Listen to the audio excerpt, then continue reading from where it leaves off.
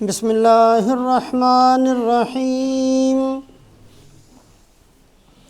الحمد للہ نحمده ونستعینه ونستغفره ونؤمن به ونتوکل علیہ ونعوذ باللہ من شرور انفسنا ومن سیئات اعمالنا من يهده الله فلا مضل له ومن يضلله فلن تجد له وليا مرشدا أما بعد فقال الله تبارك وتعالى أعوذ بالله من الشيطان الرجيم بسم الله الرحمن الرحيم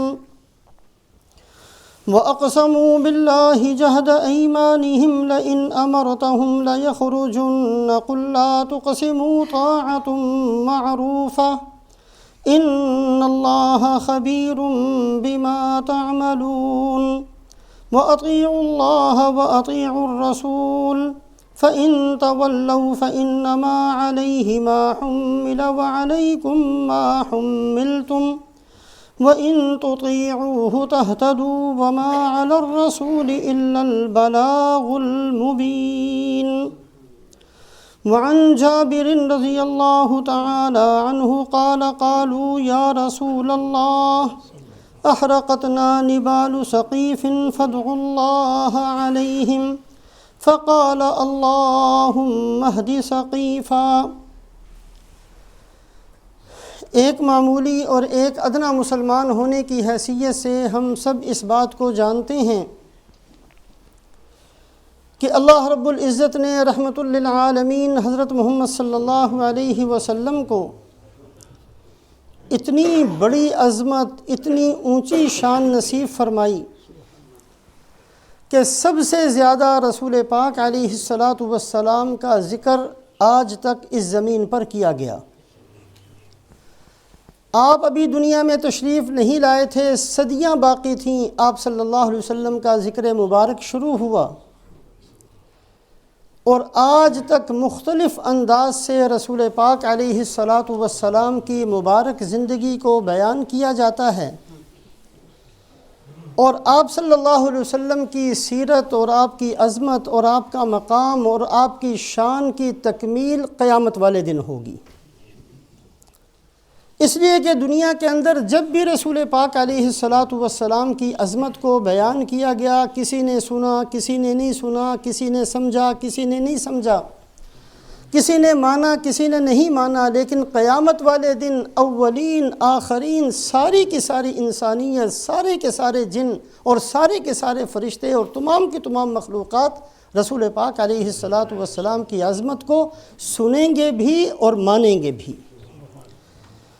مختلف انداز سے رسول پاک علیہ السلام کی سیرت مبارکہ کو بیان کیا گیا۔ محدثین نے آپ صلی اللہ علیہ وسلم کی سیرت کو بیان کیا ہے آپ کے ارشادات کو بیان کر کے۔ سیرت لکھنے والوں نے، شعراء نے آپ صلی اللہ علیہ وسلم کی زندگی کو بیان کیا ہے آپ کے اخلاق، آپ کے معجزات، آپ کی عبادات اور آپ کی زندگی کے ان پہلوؤں کو بیان کر کے۔ سب سے اونچا انداز اور سب سے بہتر انداز رسول پاک علیہ السلام کی سیرت طیبہ کو بیان کرنے کا وہ ہے جو اللہ نے خود اختیار فرمایا۔ قرآن پاک کے اندر جو رسول پاک علیہ السلام کی سیرت طیبہ کو بیان کیا گیا، یہ سب سے اونچا انداز ہے، سب سے اعلیٰ، سب سے بلند انداز ہے رسول پاک علیہ السلام کی مبارک زندگی کے بیان کا جو قرآن نے اختیار کیا۔ قرآن نے رسول پاک علیہ السلام کے حسن کو بیان نہیں کیا ہے، آپ کی تاریخ ولادت کو بیان نہیں کیا، اور اس طرح کی موٹی موٹی کئی چیزوں کو قرآن کے اندر بیان نہیں کیا گیا۔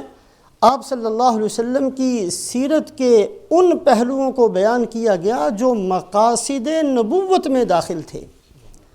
رسول پاک علیہ السلام کو کیوں بھیجا گیا ہے دنیا کے اندر، آپ صلی اللہ علیہ وسلم کون سی زندگی لے کر آئے ہیں، اور اللہ کے نزدیک آپ صلی اللہ علیہ وسلم کی زندگی اتنی پسندیدہ، اتنی مقبول، اتنی محبوب ہے کہ کسی اور طریقہ زندگی کو اللہ قبول کرنے کے لیے تیار نہیں ہیں، تو سب سے بہتر انداز رسول پاک علیہ الصلاۃ والسلام کی سیرت طیبہ کا وہ ہے جو اللہ پاک نے قرآن میں آپ صلی اللہ علیہ وسلم کی عظمت کو اور آپ کی شان کو بیان فرمایا۔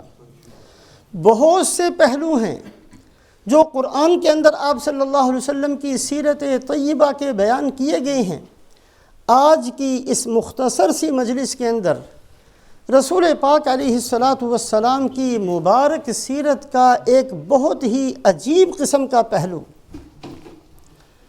جس کے دل میں ذرا سی بھی محبت ہو اس کا دل کانپ جائے، اس کا دل نرم ہو جائے، اس کا دل ہل جائے، ایسا پہلو قرآن کے اندر رسول پاک علیہ الصلاۃ والسلام کی سیرت کا بیان کیا گیا۔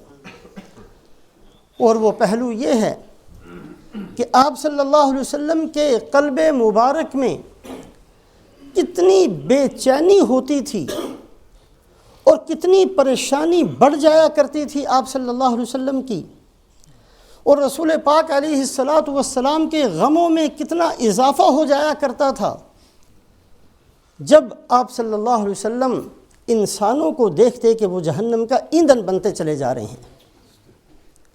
نظر آ رہا ہوتا آپ صلی اللہ علیہ وسلم کو کہ یہ بندے جن راستوں پر چلنا شروع کر چکے ہیں اور جن راستوں سے واپس آنے کے لیے تیار نہیں ہیں، یہ راستہ ان کو ہلاکت، بربادی، تباہی کی طرف لے کر جانے والا ہے۔ اور آپ صلی اللہ علیہ وسلم کے قلب مبارک میں تکلیف ہوتی تھی، کڑن ہوتی تھی، بے چینی ہوتی تھی، پریشانی ہوتی تھی۔ اللہ پاک نے ایک جگہ نہیں 20 جگہ قرآن پاک کے اندر رسول پاک علیہ الصلاۃ والسلام کے اس پہلو کو، سیرت کے اس پہلو کو بیان فرمایا کہ آپ صلی اللہ علیہ وسلم کی بے چینی اس قدر بڑھ جایا کرتی کہ اللہ تسلی دیا کرتے، آپ اتنے پریشان نہ ہوں۔ اللہ پاک نے تسلی کے لیے 20 آیات قرآن کے اندر نازل فرمائی ہیں۔ یہ سیرت طیبہ کا بڑا عجیب قسم کا پہلو ہے جو ہم سب کو سامنے رکھنا ہے، اس لیے کہ ہم محبت کے دعوے دار ہیں۔ ہمیں فخر ہے آپ صلی اللہ علیہ وسلم کے امتی ہونے پر، ہم دنیا کے اندر بھی فخر کرتے ہیں۔ اللہ ہمیں توفیق دے قیامت والے دن بھی آپ کی امت میں اٹھائے جانے پر ہمیں فخر ہو۔ ہمارے سامنے ہونا چاہیے کہ رسول پاک علیہ الصلاۃ والسلام کو کس قدر بے چینی ہوتی تھی ان لوگوں کے بارے میں جو دین کو اور سنتوں کو چھوڑ کر اپنی زندگی کو گزارتے تھے۔ ایک صحابی فرماتے ہیں آپ صلی اللہ علیہ وسلم کی خدمت میں حاضر ہوا، لہو عزیز کا عزیز المرجل، آپ صلی اللہ علیہ وسلم کے سامنے بیٹھا، آپ کے مبارک سینے کے اندر سے ایسی آواز آ رہی تھی جیسے ہانڈی جو ابلتی ہے اس کے اندر سے آواز آتی ہے، اس قدر بے چینی تھی۔ حضرت ہند ابن ابی حالہ رضی اللہ تعالیٰ عنہ صحابی ہیں، وہ فرماتے ہیں کہ آپ صلی اللہ علیہ وسلم کا حلیہ بیان کرنے والے حلیہ بیان کرتے ہیں، لیکن میں تو آپ صلی اللہ علیہ وسلم کی زندگی کی یہ چیزیں بیان کروں گا۔ کان متواصل الاحزان، آپ صلی اللہ علیہ وسلم کے اوپر غموں کے پہاڑ ہوتے تھے، ایک غم نہیں ہوتا تھا، احزان، غموں کی کثرت، اور متواصل یکے بعد دیگرے لگاتار آپ صلی اللہ علیہ وسلم کی مبارک زندگی میں غموں کی کثرت تھی۔ کیا غم تھا آپ صلی اللہ علیہ وسلم کو؟ معاذ اللہ کوئی روٹی پیسے کا غم تھا؟ وہ تو اللہ پاک نے پیشکش کی، آپ اشارہ تو فرمائیں، مکے کے پہاڑ سونے کے بنا دیتے ہیں، آپ کے اشاروں سے چلیں گے۔ کس چیز کا غم تھا رسول پاک علیہ الصلاۃ والسلام کو؟ آپ صلی اللہ علیہ وسلم کو پریشانی تھی اور آپ صلی اللہ علیہ وسلم کو غم تھا کہ یہ لوگ جہنم کا ایندھن کیوں بن رہے ہیں، یہ سارے کے سارے جنت میں کیوں نہیں چلے جاتے، یہ سارے کے سارے اللہ کو راضی کرنے والے کیوں نہیں بن جاتے۔ کان متواصل الاحزان دائم الفکرہ لیست لہو راحہ۔ یہ صحابی فرماتے ہیں کہ آپ صلی اللہ علیہ وسلم کا حلیہ بیان کرنا ہو، آپ کی مبارک زندگی کو بیان کرنا ہو تو ان چیزوں کو سامنے رکھو۔ آپ صلی اللہ علیہ وسلم کے اوپر متواصل غموں کے پہاڑ ہوتے تھے اور آپ صلی اللہ علیہ وسلم لگاتار غمگین رہا کرتے تھے۔ کسی وقت بھی آپ صلی اللہ علیہ وسلم کو راحت نہیں ملتی تھی، لیست لہو راحہ، کسی وقت بھی کوئی لمحہ ایسا زندگی مبارک میں نہیں آیا کہ آپ صلی اللہ علیہ وسلم بیٹھ کر کھلکھلانے میں اور گپیں ہانکنے میں ایسے مشغول ہو گئے ہوں، معاذ اللہ ایک لمحہ بھی آپ صلی اللہ علیہ وسلم کی مبارک زندگی میں ایسا نہیں تھا۔ ایسے غم متواصل الاحزان، یہ رسول پاک علیہ السلام کی سیرت کا وہ پہلو ہے جو اللہ پاک قرآن کے اندر بیان فرماتے ہیں۔ حضرت جابر رضی اللہ تعالیٰ عنہ فرماتے ہیں آپ صلی اللہ علیہ وسلم کی خدمت میں حاضر تھا، آپ صلی اللہ علیہ وسلم نے قرآن کی تلاوت شروع فرمائی، تلاوت کرتے ہوئے اس آیت شریفہ پر پہنچے، ربی انہن اضللن کثیرا من الناس فمن تبعنی فانہ منی ومن عصانی فانک غفور الرحیم۔ یہ حضرت ابراہیم علیہ السلام کا ایک قول ہے جو اللہ نے قرآن میں نقل فرمایا۔ ابراہیم علیہ السلام محنت فرماتے رہے، اخیر میں ہاتھ اٹھا کر اللہ سے دعا مانگی کہ اے اللہ، یہ بت پرستی نے اتنا گمراہ کر دیا ہے کہ میری محنت ان پر اثر انداز نہیں ہوتی ہے۔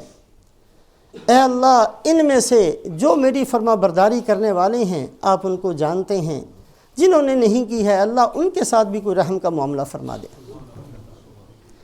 حضرت عیسیٰ علیہ السلام کا قول رسول پاک علیہ السلام نے تلاوت کرتے ہوئے پڑھا، ان تعذبہم فانہم عبادک وان تغفر لہم فانک انت العزیز الحکیم۔ حضرت عیسیٰ علیہ السلام نے محنت کے بعد دعا مانگی کہ اے اللہ، تیرے بندے ہیں، اگر تو ان کو جہنم میں پھینکے کون پوچھنے والا ہے؟ آپ پھینک سکتے ہیں، آپ کے بندے ہیں، آپ کو اختیار ہے، ان کے جرموں کی چاہیں سزا دے سکتے ہیں، ان سب کو جہنم میں اٹھا کر پھینک سکتے ہیں، آپ کو کوئی پوچھنے والا نہیں۔ وَإِن تَغْفِرْ لَهُمْ فَإِنَّكَ أَنْتَ الْعَزِيزُ الْحَكِيمُ، اے اللہ اگر ان کو بخش دیں گے تو آپ کو کون پوچھنے والا ہے؟ حضرت عیسیٰ علیہ السلام کا یہ قول اور حضرت ابراہیم علیہ السلام کا یہ قول جو اللہ نے قرآن میں ذکر فرمایا، رسول پاک علیہ السلام نے تلاوت کرتے ہوئے پڑھا، آپ کی ہچکیاں بن گئی۔ اس قدر آپ صلی اللہ علیہ وسلم نے ہاتھ اٹھا کر رونا شروع کیا کہ اللہ پاک نے حضرت جبرائیل علیہ السلام کو اسی وقت بھیجا، جا کر پوچھ کر آؤ، اللہ جانتے ہیں، پوچھ کر آؤ کہ کیا مسئلہ ہے، کیوں اتنے پریشان ہیں؟ ما یبکیک، یا رسول اللہ کس چیز نے آپ کو پریشان کر دیا، کس نے رلا دیا آپ کو؟ حضرت جبرائیل علیہ السلام تشریف لائے، آپ صلی اللہ علیہ وسلم سے پوچھا، آپ نے فرمایا کہ مجھے بھی اپنی امت کا بڑا غم ہے۔ محنت کے باوجود، محنت کرنے والے اللہ کے نبی جیسے ہوں، پھر بھی ابو جہل پر اثر نہیں ہو رہا، پھر بھی منافقین کی ایک لمبی چوڑی جماعت بنتی چلی جا رہی ہے، پھر بھی بہت سارے لوگ قبول کرنے کے لیے تیار نہیں ہیں۔ سیرت طیبہ کا یہ پہلو کہ اللہ تسلییں اتارتے ہیں، یہ سیرت طیبہ کا پہلو کبھی بھی نظر انداز نہیں کرنا چاہیے۔ حضرت جبرائیل علیہ السلام واپس گئے، پھر آ کر کہا کہ جی میں نے آپ کا پیغام پہنچایا۔ اللہ پاک نے جواب میں فرمایا، اِنَّا سَنُرْضِيكَ وَلَا نَسُوءُكَ، اے محمد صلی اللہ علیہ وسلم ہم آپ کو خوش کر دیں گے، نہ ہوں پریشان، ہم آپ کو خوش کر دیں گے، پریشان نہ ہوں، رونا بند کر دیں۔ لَعَلَّكَ بَاخِعٌ نَفْسَكَ أَلَّا يَكُونُوا مُؤْمِنِينَ، اپنے آپ کو آپ نے گھلا دینا ہے، ختم کر دینا ہے اگر یہ ایمان نہیں لائیں گے تو رسول پاک علیہ السلام کی سیرت طیبہ جو قرآن میں بیان کی گئی، یہ سب سے بہتر انداز ہے، اور قرآن اس انداز کو بہت اہتمام سے 20 جگہ بیان کرتا ہے کہ رسول پاک علیہ السلام کی کیا حالت ہوتی تھی، اور آپ کے غموں کے اندر اور آپ کی بے چینی کے اندر اور آپ کی کڑن کے اندر کس قدر اضافہ ہوتا تھا جب لوگوں کی طرف سے بے تکی قسم کی باتیں سامنے آتی تھیں۔ لمبا چوڑا باب ہے، چند مواقع صرف سامنے رکھے جائیں صرف سمجھنے کے لیے۔ بہت سے بندے آپ صلی اللہ علیہ وسلم کی خدمت میں آئے، لولا یکلمنا اللہ او تأتینا آیہ، جو یہود کی عادت تھی کہ جی اللہ سے یہ کر کے دکھوائیں اور اللہ سے یہ کر کے دکھوائیں، اللہ سے کہیں منو سلوانی چاہیے، فلانی چیز اتار کر دکھائیں اور یہ کریں اور وہ کریں۔ اسی طریقے سے رسول پاک علیہ السلام کی خدمت میں بھی کچھ لوگوں نے آ کر کہا کہ جی ہم آپ کو ماننے کے لیے تیار ہیں، لیکن ہماری شرط یہ ہے اللہ براہ راست ہم سے بات کرے، اللہ ہمیں بتائے کہ آپ محمد صلی اللہ علیہ وسلم اللہ کے رسول ہیں، یا چلو اللہ پاک کسی فرشتے کو بھیجے جو ہمارے ناموں کے خط لے کر آئے اللہ پاک کی طرف سے کہ یہ خط ہے فلاں کی طرح نام اور یہ خط ہے فلاں کے نام، اور اس میں لکھا ہوا ہو کہ ہم نے حضرت محمد صلی اللہ علیہ وسلم کو نبی بنا کر بھیجا، اگر آپ ایسا کر دیں گے تو ہم آپ کو مان لیں گے۔ اب یہ اتنی بے تکی بات تھی۔ اب رسول پاک علیہ الصلاۃ والسلام کی پریشانی اس قدر بڑی ہے، آپ کی تو مبارک زندگی ویسے ہی ایسی تھی کہ آپ ہمیشہ پریشان اور ہمیشہ غمگین رہنے والے تھے انسانوں کی حالت پر، لیکن اس بے ڈھنگے مطالبے پر رسول پاک علیہ الصلاۃ والسلام کی پریشانی میں بہت اضافہ ہو گیا۔ اللہ پاک نے تسلی کی آیات نازل فرمائی، انا ارسلناک بالحق بشیرا ونذیرا ولا تسأل عن اصحاب الجحیم۔ اے محمد صلی اللہ علیہ وسلم، ہم نے آپ کو خوشخبری سنانے کے لیے اور جہنم کے عذاب سے ڈرانے کے لیے بھیجا ہے۔ ہم قیامت والے دن نہیں پوچھیں گے کہ یہ جہنم میں کیوں گئے، ہم نہیں پوچھیں گے آپ سے، آپ کیوں پریشان ہوتے ہیں؟ جس نے نہیں ماننا اس کو چھوڑ دیں اپنے حال پر۔ انہوں نے نہیں ماننا، یہ بے ڈھنگے مطالبے ہیں، بے تکی باتیں ہیں۔ اس لیے رسول پاک علیہ الصلاۃ والسلام نے اپنی امت کی تربیت فرمائی سمعنا و اطعنا، اس لفظ پر کہ جب بھی اللہ کا حکم آ جائے فوراً کہا کرو جی ہم نے سن لیا، ہم نے قبول کیا، بیچ میں حجت نہ نکالا کرو، بیچ میں مطالبے نہ کیا کرو، بے ڈھنگی باتیں نہ کیا کرو۔ آیت شریفہ نازل ہوئی، للہ ما فی السماوات وما فی الارض وان تبدوا ما فی انفسکم او تخفوہ یحاسبکم بہ اللہ۔ اگر تمہارے دلوں کے اندر بھی کوئی برائی کا خیال آیا یا تم نے عملاً کسی برے کام کو کیا، دونوں صورتوں میں تمہارا مواخذہ ہوگا۔ یہ آیت اتری قرآن کے اندر۔ صحابہ فرماتے ہیں کہ ہماری کمر ٹوٹ گئی، ہمارے آنسو بہنے شروع ہو گئے، ہم کھانا بھول گئے، ہم سونا بھول گئے، اور آ کر آپ صلی اللہ علیہ وسلم کی خدمت میں بیٹھ گئے، یا رسول اللہ ہم میں سے کون ایسا ہے جس کے دل کے اندر برائی کا خیال نہیں آ جاتا؟ اگر اللہ پاک نے ان خیالات پر بھی پکڑنا شروع کیا تو ہم میں سے تو کوئی بھی نجات حاصل نہیں کر سکتا۔ ہم یہ تو کر سکتے ہیں کہ اپنے ہاتھ کو روک لیں، یہ تو کر سکتے ہیں کہ گناہ سے اپنی آنکھ کو بند کر لیں، گناہ کے راستے پر نہ چلیں، رک جائیں، بیٹھ جائیں، لیکن دل تو ہمارے بس میں نہیں ہوتا۔ بعض دفعہ دل کے اندر خیالات شیطان ڈال دیتا ہے، اگر اس پر بھی پکڑ شروع ہو گئی تو ہماری تو تباہی اور بربادی ہے، کیا کریں گے ہم؟ آپ صلی اللہ علیہ وسلم نے فرمایا کہ نہیں، یہ بات نہیں کہنی، کہو سمعنا و اطعنا، کہو سمعنا و اطعنا، ہم نے سنا، ہم نے مان لیا، یہ کہو اے اللہ جو آپ حکم دیں گے ہم اس کو سنتے جائیں گے، مانتے جائیں گے، اگر ہم سے غلطی ہو جائے گی توبہ کر لیں گے، لیکن یہ نہ کہو کہ یہ مشکل لفظ ہے، یہ مشکل حکم ہے، یہ نہ کہو۔ صحابہ نے کہا سمعنا و اطعنا غفرانک ربنا و الیک المصیر، اے اللہ ہم نے آپ کی بات کو سنا، ہم آپ کی بات کو قبول کرتے ہیں، اگر دل میں خیال آ گیا، گناہ کا خیال آ گیا تو توبہ کریں گے، اے اللہ بخشنے والے ہیں بخش دینا، لیکن ہم آپ کی اس بات پر اعتراض نہیں کرتے۔ اللہ پاک نے خوش ہو کر لا یکلف اللہ نفسا الا وسعها یہ آیت شریفہ نازل فرمائی۔ تو رسول پاک علیہ الصلاۃ والسلام کی سیرت طیبہ کا یہ باب ہمیشہ سامنے رکھا جائے کہ آپ صلی اللہ علیہ وسلم کو بے تکے مطالبے اور بے تکی درخواستوں سے کس قدر تکلیف ہوتی تھی رسول پاک علیہ الصلاۃ والسلام کو۔ ائت بقرآن غیر ھذا او بدل، کوئی آ کر کہتا ہے نہیں یہ حکم ذرا مشکل ہے، ایسے نہیں، اس کو تھوڑا سا بدلوا کے دیں اللہ میاں سے۔ اس طرح کی باتوں سے آپ صلی اللہ علیہ وسلم کی جو قلب مبارک میں انسانوں کے بارے میں خیر خواہی کی وجہ سے جو پریشانی ہوتی تھی اس میں ہزارہا گنا اضافہ ہو جایا کرتا۔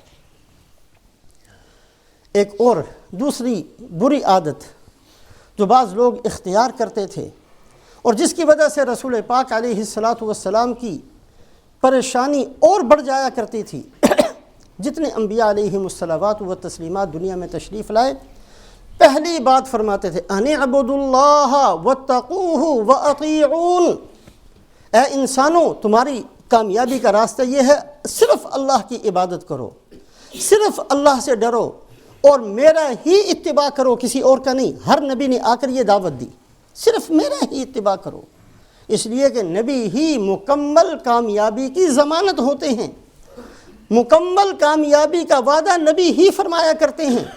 ہر نبی نے آ کر کہا، رسول پاک علیہ الصلوۃ والسلام نے بھی آ کر یہی بات فرمائی کہ اے لوگوں، صرف میری اطاعت تمہیں کرنی پڑے گی۔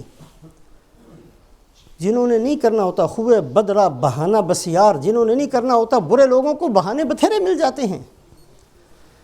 ایک جماعت آ کر منافقین کی بیٹھ گئی، کہنے لگی کہ یا رسول اللہ صلی اللہ علیہ وسلم، یہ جو آپ نے فرمایا کہ میری مانو، اس میں تو کوئی شرک کا شائبہ لگتا ہے، صرف اللہ کی ماننی چاہیے، یہ بیچ میں آپ نے اپنی بھی بنوانی شروع کر دی۔ یہ تو ایسا لگتا ہے جیسے شرک کی کوئی قسم لگتی ہے۔ یہ یہود و نصارہ بھی تو یہی کرتے ہیں، جیسے اللہ کی جگہ نبی کو لے کر آ جاتے ہیں، حالانکہ یہ سخت گمراہی کی بات تھی۔ اور یہ طبقہ منکرین حدیث کا طبقہ ہر زمانے میں پیدا ہوا، قیامت تک ہوتا رہے گا۔ آپ صلی اللہ علیہ وسلم نے یہاں تک ایک موقع پر ارشاد فرمایا، الا انی اوتیت القرآن ومثلہ معہ، اس بات کو یاد رکھنا، اللہ نے مجھے قرآن بھی دیا اور قرآن کی طرح اور بھی بہت سارے علوم اللہ نے مجھے دیے ہیں۔ قرآن کو ماننا یہ بھی اللہ کی ماننا ہے، اور جو علوم اللہ نے مجھے دیے ہیں وہ بھی اللہ ہی کی ماننا ہے۔ نبی کی فرما برداری کے بغیر کامیاب نہیں ہو سکتے ہو، نبی ہی کی فرما برداری کرنی پڑے گی۔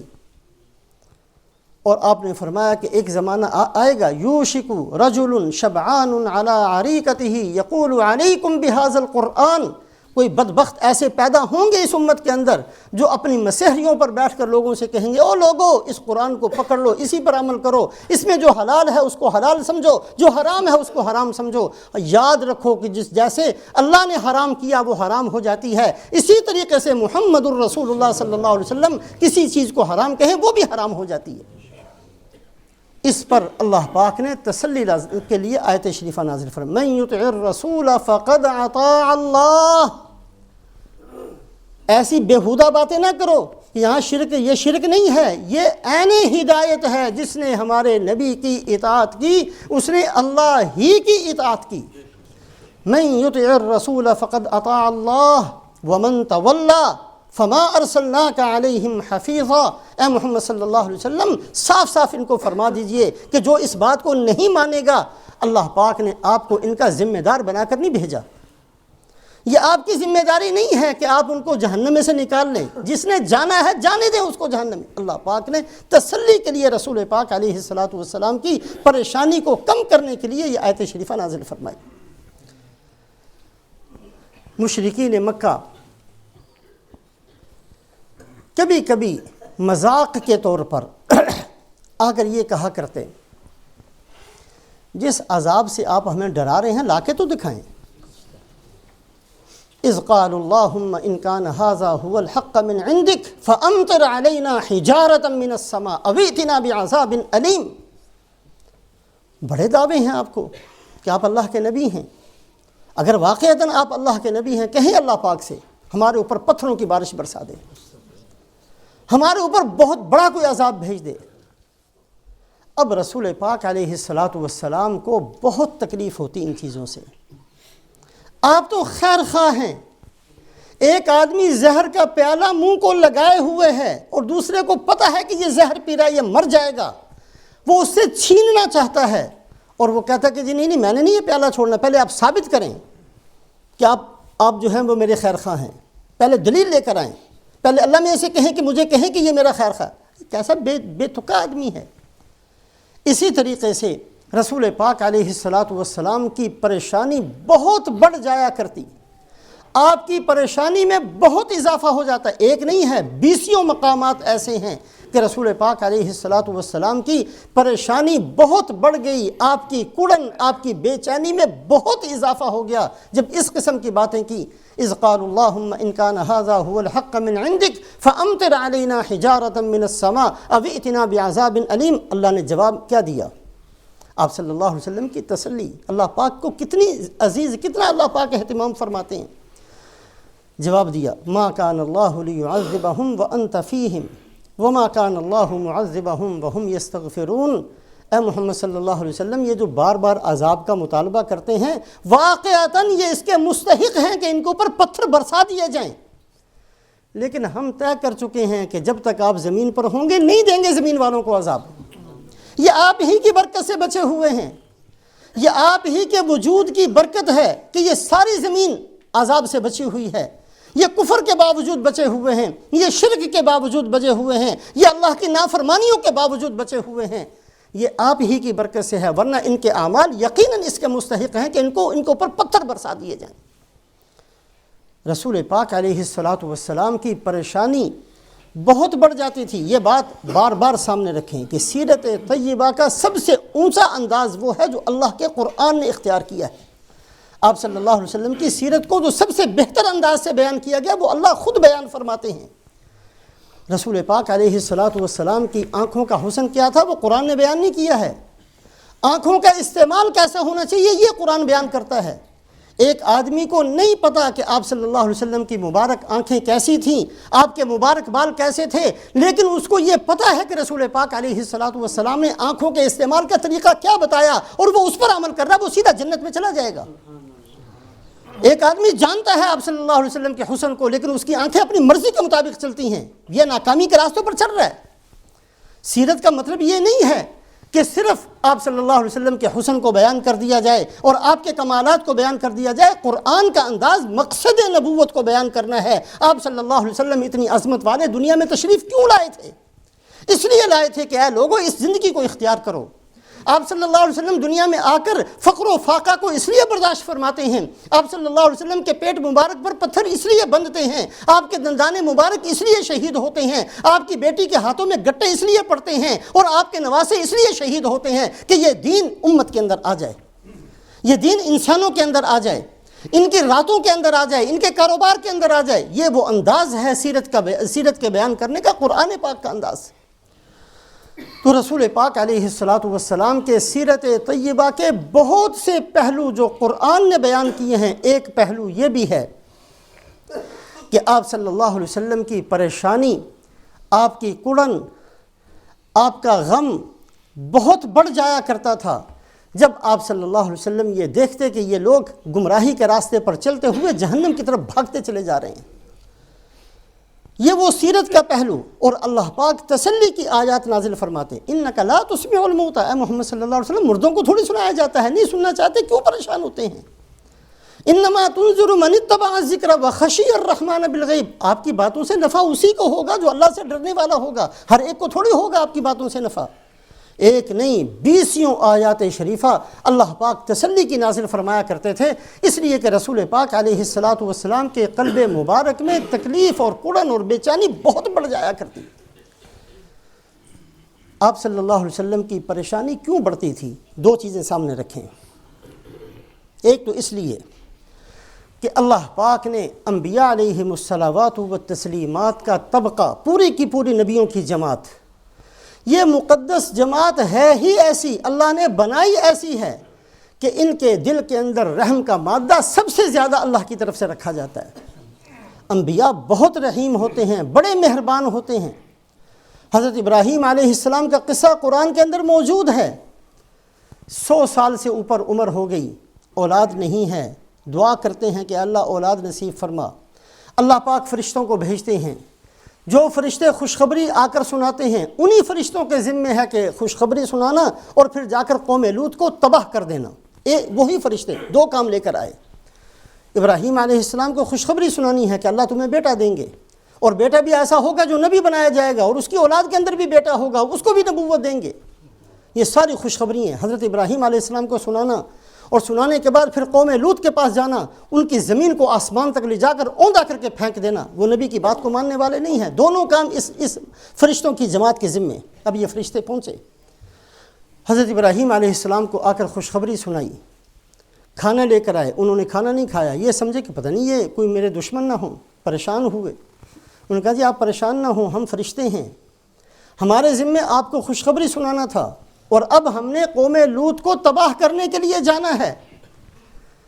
اللہ کا قرآن اس منظر کو بیان کرتا ہے۔ حضرت ابراہیم علیہ السلام اپنی خوشخبری کو بھول جاتے ہیں۔ یجادلنا فی قوم لوط، ہاتھ اٹھا کر اللہ پاک سے اصرار اور جھگڑا شروع کرتے ہیں، اے اللہ ایک موقع اور دے دے۔ حالانکہ وہ ان کی امت نہیں ہے، وہ حضرت لوط علیہ السلام کی امت ہے، ان کے گناہوں کو بھی جانتے ہیں، ان کی معصیت کو بھی، ان کی بے حیائی کو بھی جانتے ہیں، ان پر نبی نے کتنی محنت کی اس سے بھی باخبر ہیں، لیکن شفقت اور محبت نبی کے دل میں ایسی ہوتی ہے کہ جب حضرت ابراہیم علیہ السلام کو فرشتوں نے کہا کہ آپ کو خوشخبری سنا دی ہے، اب ہم نے جا کر قوم لوط کو تباہ کرنا ہے، یجادلونا فی قوم لوط، حضرت ابراہیم علیہ السلام نے ہاتھ اٹھا کر، اللہ یہ نہیں فرماتے کہ مجھ سے دعا مانگنی شروع کی، یجادلونا، اللہ فرماتے ہیں کہ مجھ سے تو جھگڑا ہی شروع کر دیا۔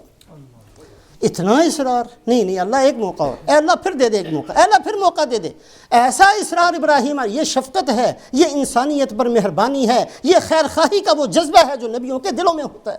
یجادلون فی قوم لوط، آخر اللہ پاک نے فرمایا یا ابراہیم اعرض عن ھذا انہ قد جاء امر ربک وانہم آتیہم عذاب غیر مردود، اے ابراہیم بس کیجیے، ہمارا نظام یہ ہے، ہمارا طریقہ یہ ہے، ہمارا قانون قاعدہ یہ ہے کہ جب ہم کسی قوم پر عذاب کا ارادہ کر لیتے ہیں پھر واپس نہیں ہوتا، بہت ڈھیل دیتے ہیں، بڑا موقع دیتے ہیں، جب عذاب کا فیصلہ ہو جاتا ہے پھر اللہ اپنے فیصلوں کو بدلہ نہیں کرتے۔ وَلَن تَجِدَ لِسُنَّتِ اللَّهِ تَبْدِيلًا وَلَن تَجِدَ لِسُنَّتِ اللَّهِ تَحْوِيلًا، یہ اللہ کی عادت ہے۔ اب آپ بس کیجئے، نبی کے دل میں شفقت، اور رسول پاک علیہ السلام جیسے تمام صفات میں انبیاء سے ممتاز حیثیت رکھتے ہیں، اس شفقت اور اس محبت میں بھی سارے نبیوں سے زیادہ امتیازی شان تھی رسول پاک علیہ السلام کی۔ ایک تو اس لیے آپ صلی اللہ علیہ وسلم کی پریشانی میں بہت اضافہ ہو جاتا تھا انسانوں کے کسی بھی ایسے طریقے کو اختیار کر لینے پر جو ان کی آخرت کو نقصان پہنچانے والا طریقہ۔ دوسری وجہ، ایک وجہ یہ، دوسری وجہ آخر آپ صلی اللہ علیہ وسلم کی پریشانی کیوں بڑھ جاتی تھی؟ دوسری وجہ، آپ صلی اللہ علیہ وسلم اپنی آنکھوں سے جہنم کے اندر لوگوں کو گناہوں کی وجہ سے دیکھ کر آئے تھے، دیکھا تھا آپ صلی اللہ علیہ وسلم نے، آپ صلی اللہ علیہ وسلم آنکھوں سے دیکھ کر آئے تھے۔ جس بندے نے دیکھا ہو کہ یہ بندہ میں اپنی آنکھ سے دیکھ کر آیا کہ یہ کام کرنے والا وہ اس ہلاکت کا مستحق بنا ہے، اب خیر خواہی میں اور اضافہ ہو جاتا۔ آپ صلی اللہ علیہ وسلم نے جنت کو، جہنم کو اپنی آنکھوں سے دیکھا تھا اور آ کر بتایا تھا کہ میں نے سود خار کا یہ انجام دیکھا ہے، میں نے جھوٹ بولنے والے کو اس حالت میں دیکھا ہے، میں نے اس رات کے اندر جب اللہ نے مجھے معراج کروایا، میں نے اس رات کے اندر ایسے بندوں کو دیکھا کہ آگ کی قینچیوں سے ان کے ہونٹ کاٹے جا رہے ہیں، میں نے دیکھا۔ اب صلی اللہ علیہ وسلم فرماتے ہیں، پریشان ہو کر پوچھا کون ہیں؟ فرمایا یہ آپ کی امت کے وہ خطیب ہیں، لوگوں کو اچھی باتوں کا حکم کرتے تھے، خود عمل نہیں کرتے تھے۔ یہ ساری مصیبتیں آپ صلی اللہ علیہ وسلم آنکھوں سے دیکھ کر آئے تھے، اس لیے رسول پاک علیہ السلام کی پریشانی اور بڑھ جاتی تھی کہ یہ کیوں ہلاکت کی طرف چلتے چلے جا رہے ہیں۔ آپ صلی اللہ علیہ وسلم کے مبارک زمانے میں سورج کو گرہن لگ گیا۔ آپ صلی اللہ علیہ صحابہ فرماتے ہیں کہ ہمیں آپ لے کر صلاۃ الخسوف جو سورج گرہن کی ایک نماز ہے وہ آپ نے پڑھائی۔ پہلی رکعت اتنی لمبی تھی جیسے اس میں سورہ بقرہ پڑھی گئی ہو، لمبا رکوع کیا، دوسری رکعت تھوڑی سی اس سے کم، تیسری رکعت تھوڑی سی اس سے کم، چوتھی رکعت تھوڑی سی اس سے کم، اتنی لمبی نماز تھی کہ سورج کا گرہن ختم ہو گیا۔ نماز سے فارغ ہوئے، صحابہ فرماتے ہیں کہ ہم نے عرض کی یا رسول اللہ صلی اللہ علیہ وسلم، نماز تو آپ نے پڑھائی ہے لیکن نماز پڑھاتے ہوئے ہم نے آپ کی ایک عجیب قسم کی بات دیکھی، رَأَيْنَاكَ تَنَاوَلْتَ شَيْئًا، ہم نے دیکھا کہ آپ آگے ہاتھ بڑھا کر کسی چیز کو پکڑنا چاہتے ہیں، ہمیں تو کوئی چیز نظر نہیں آ رہی تھی۔ پھر ہم نے نماز پڑھاتے ہوئے دیکھا کہ آپ پیچھے کو ہٹے، یا رسول اللہ یہ کیا چیز تھی؟ آپ صلی اللہ علیہ وسلم نے فرمایا کہ نماز پڑھاتے ہوئے جنت اپنی تمام نعمتوں کے ساتھ میرے سامنے آئی، آنکھوں سے دیکھا۔ ایک انگور کا خوشہ ہاتھ میں پکڑنا چاہتا تھا، اس لیے ہاتھ بڑھایا تھا، میرا ارادہ تھا کہ وہ لے لوں، اور اگر میں اس کو لے لیتا اور تمہیں دے دیتا تو قیامت تک ختم نہ ہوتا، جنت کی نعمتیں ختم نہیں ہوتیں، لیکن ایمان بالغیب کے اندر نقصان ہوتا، میں نے چھوڑ دیا۔ پھر میں جو پیچھے کو ہٹا وہ اس لیے ہٹا کہ جہنم اپنی ساری مصیبتوں، عذابوں کے ساتھ، ذلتوں، رسوائیوں کے ساتھ میرے سامنے آئی۔ میں نے جہنم میں لوگوں کو پڑے ہوئے دیکھا ہے، میں نے اس کی اکثریت عورتوں کی دیکھی ہے، عورتیں زیادہ تھیں مردوں سے، میں نے دیکھا ہے۔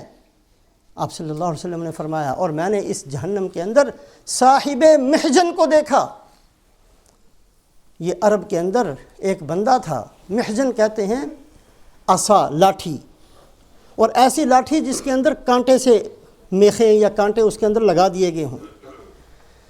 یہ ایک آدمی تھا جس کے جو لاٹھی ہاتھ میں رکھتا تھا اس کے ارد گرد کانٹے وہ میخیں گاڑی ہوئی تھیں۔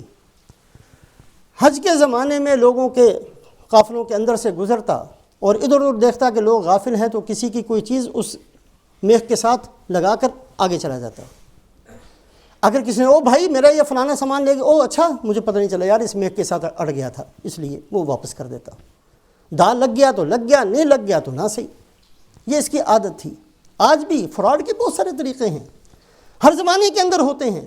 دال لگ گیا تو ٹھیک ہے، نہیں لگ گیا او سوری جی سوری مجھے پتہ نہیں چلا تھا۔ ٹل چلاتے ہوئے 2-4 پیسے آگے لگا دیے، گاہک نے دیکھ لیا، او کیا کر رہے ہو بھائی پیسے سے، او اچھا سوری مجھے پتہ نہیں چلا۔ مختلف طریقے ہیں ہر زمانے کے اندر۔ اللہ تو دیکھتے ہیں ہر چیز کو، اللہ سے غافل نہیں ہے، اللہ ہمارے کسی عمل سے وَلَا يَحْسَبَنَّ اللَّهَ غَافِلًا عَمَّا يَعْمَلُ الظَّالِمُونَ۔ ظالم لوگوں یہ نہ سمجھنا کہ اللہ کو پتہ نہیں ہے، اللہ جانتے ہیں۔ رات کی تاریکی کے اندر کیے ہوئے گناہ اللہ جانتے ہیں، دلوں کے اندر پیدا ہونے والے خیالات اللہ جانتے ہیں۔ يَعْلَمُ خَائِنَةَ الْأَعْيُنِ وَمَا تُخْفِي الصُّدُورُ۔ تمہاری آنکھوں کی خیانت کو جانتے ہیں، تمہارے دلوں کے اندر کے امراض کو اللہ جانتے ہیں۔ آپ صلی اللہ علیہ وسلم فرماتے ہیں کہ میں نے جہنم کو جو پیچھے کو ہٹا، جہنم ساری مصیبتوں کے ساتھ سامنے آئی، میں نے صاحب محجن کو بھی اس جہنم میں پڑے ہوئے دیکھا، ایک نہیں۔ آپ صلی اللہ علیہ وسلم نے معراج کی رات میں بہت کچھ دیکھا اور آ کر اپنی امت کو بتایا۔ تو 2 وجہ تھی رسول پاک علیہ السلام کی پریشانی بڑھ جایا کرتی جب انسانوں کے گناہوں کو دیکھتے۔ ایک تو اس لیے کہ نبی ہوتے ہی مہربان ہیں، اور دوسرے اس لیے کہ حضرت محمد صلی اللہ علیہ وسلم نے اپنی آنکھوں سے ناکامیوں کو دیکھا تھا، جہنم کی ناکامیاں، جہنم کی مصیبتیں، جہنم کے بچھو، جہنم کے سانپ اپنی آنکھوں سے دیکھ کر آئے تھے، اور چاہتے تھے کہ کوئی بندہ اس میں نہ پہنچ جائے۔ میرے محترم بزرگوں اور دوستوں، ہم امتی ہیں، ہم نام لیوا ہیں آپ صلی اللہ علیہ وسلم کے۔ جس بندے کے اندر امت کے ساتھ خیر خواہی جتنی زیادہ ہوگی اتنا ہی وہ بندہ رسول پاک علیہ السلام کے قریب ہوتا چلا جائے گا۔ اپنے اوپر رحم کریں، اپنی اولادوں پر رحم کریں، اپنے گھر والوں پر رحم کریں، اپنے محلے والوں پر رحم کریں، گناہوں کو چھوڑ دیں، گناہوں کو لوگ چھوڑ دیں، اس کے لیے محنت شروع کریں، خدا کے لیے اپنی آخرت کو بنانے کی کوشش کریں۔ مرنا ہے، قبر ہمارے سامنے ہے، انتظار میں ہے، سب نے ہم نے جانا ہے، کوئی بچ نہیں سکتا۔ قبر میں کتنا رہنا ہے، کتنے ہزار سال پڑے رہنا ہے، کوئی پوچھنے کے لیے نہیں آنے والا، اعمال ہی ہمارے ساتھ ہوں گے۔ تو رسول پاک علیہ السلام کی سیرت طیبہ کے یہ باب ہمیشہ ہر امتی سامنے رکھے کہ آپ صلی اللہ علیہ وسلم کی پریشانی کس قدر بڑھ جایا کرتی تھی جب آپ صلی اللہ علیہ وسلم انسانوں کو دیکھتے کہ وہ کوئی بھی ایسا طریقہ اختیار کرتے ہیں جو ان کو جو آخرت میں نقصان پہنچانے والا۔ اللہ پاک اپنے فضل و احسان سے ہم سب کو عمل کی توفیق نصیب فرمائے۔